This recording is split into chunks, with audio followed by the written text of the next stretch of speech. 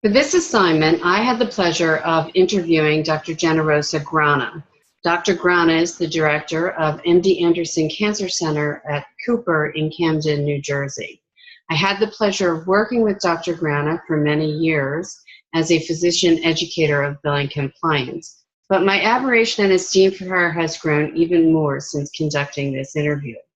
Some of the topics that we discussed were her upbringing, role models, both male and female, inspirations, mentorship, and hopes and concerns for the future of healthcare in general and of breast cancer prevention in particular. Dr. Grana shared that she had an unusual childhood. She grew up in Spain. She lived there until she was 10 years old, and then immigrated to Gary, Indiana, where her father had a job in the steel factory as a factory worker in the steel industry. When Dr. Grana lived in Spain, the family were subsistence farmers and very poor.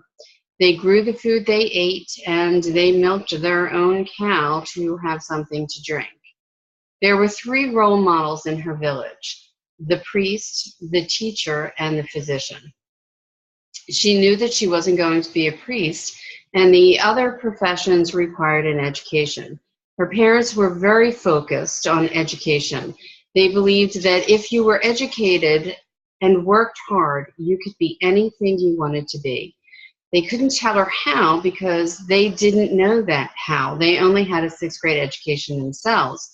But they never missed a teacher's meeting, and they were always pushing her to succeed. Dr. Grana told a story of how her grandmother became ill one evening, and she and her mother had to take the family horse and ride it to get the doctor to tell him that he was needed. The doctor then rode the horse back to the farm, and Dr. Grana and her mother had to walk home in the dark. He was the quintessential country doctor, and he was loved by all. When she arrived in the United States, she had significant barriers to overcome. She was a poor immigrant who could not speak the language. She sat for an entire year in school and had no idea what was being said. The teacher didn't speak Spanish, and she didn't speak English. She does remember that she got one word right. Apparently, banana is spelled the same in both languages. And by the 8th grade, she was an A student.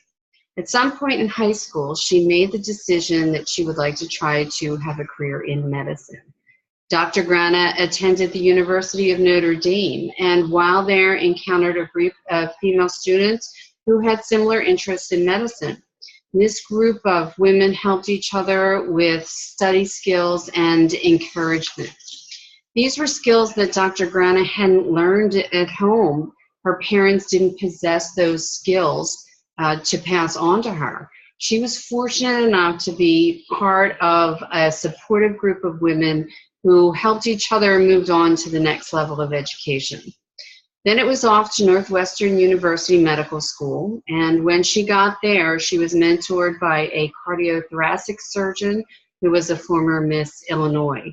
She told her students that you can never be a perfect mother, a perfect doctor, or a perfect anything.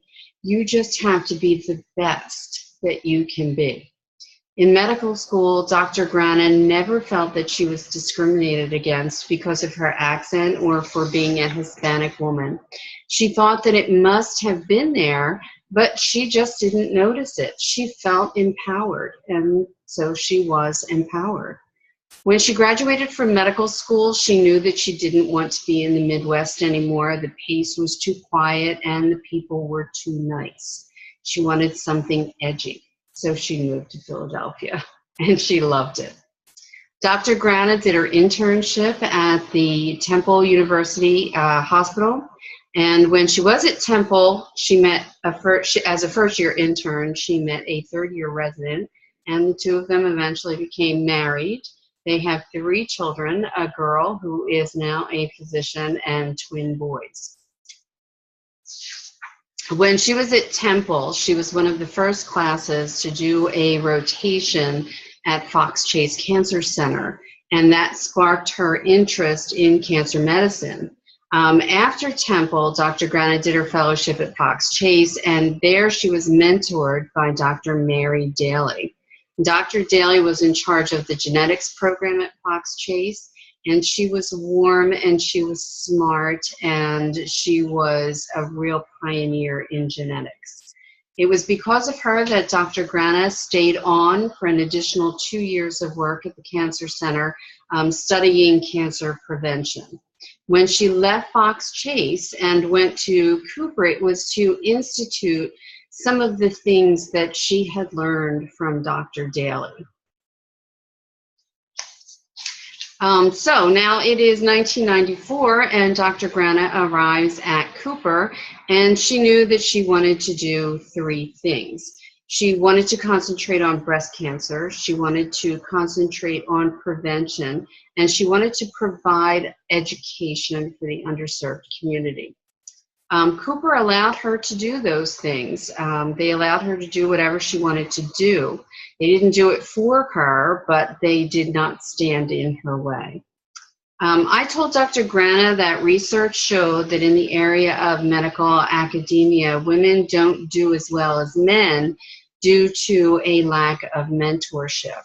And I asked her what her feelings were on this, and she told me that she believes that that's true. She told me that at Cooper University Hospital and Cooper Medical School at Rowan, the clinicians are on a non-tenured track.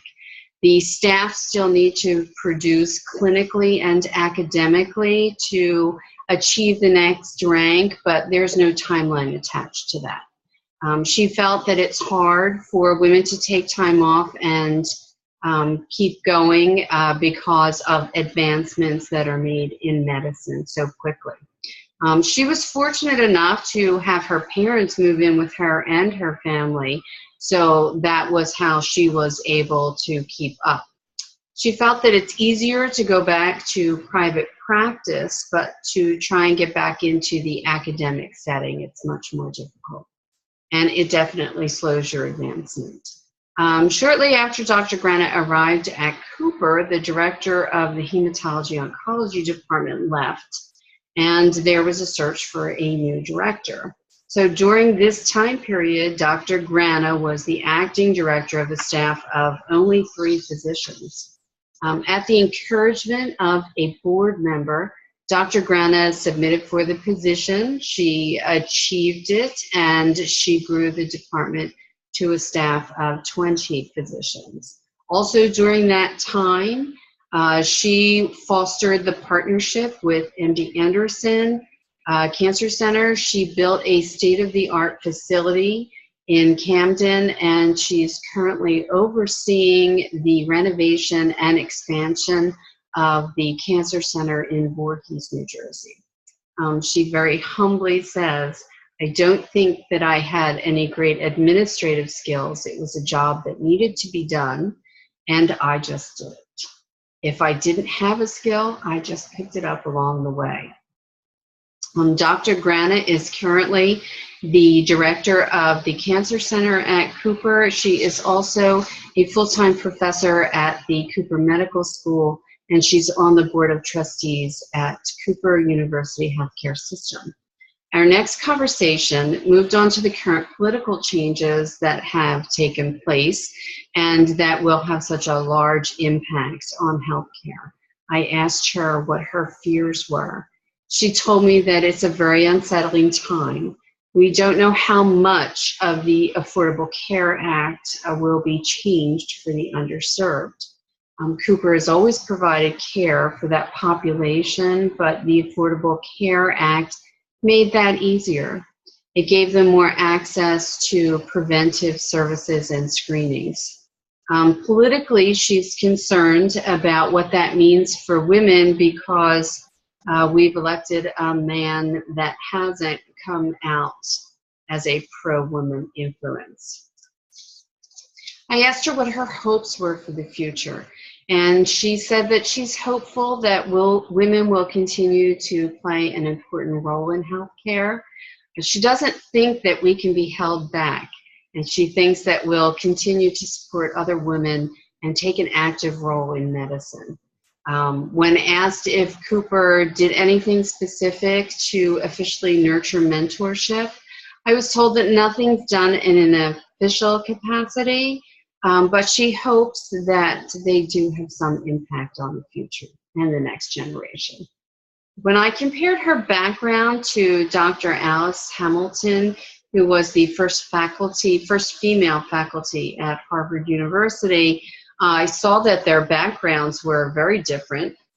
Dr. Hamilton had the benefit of coming from an affluent, well-educated family, whereas Dr. Grana's family was poor and uneducated.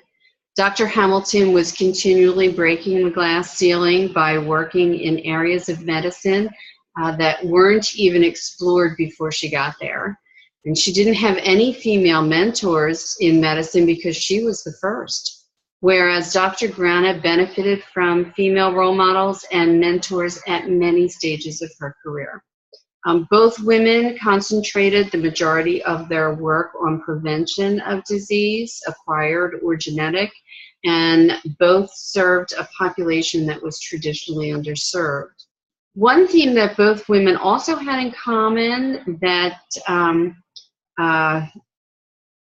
was that they both underplayed their roles in making things happen. They both would say an opportunity presented itself, and that led to another opportunity, and that led to another opportunity. But they never say that the reason they were given that opportunity was based on their previous work, which was what led to the next opportunity. I can just say that she has experienced an amazing journey, and hopefully the best is yet to come, and I look forward to it. Thank you.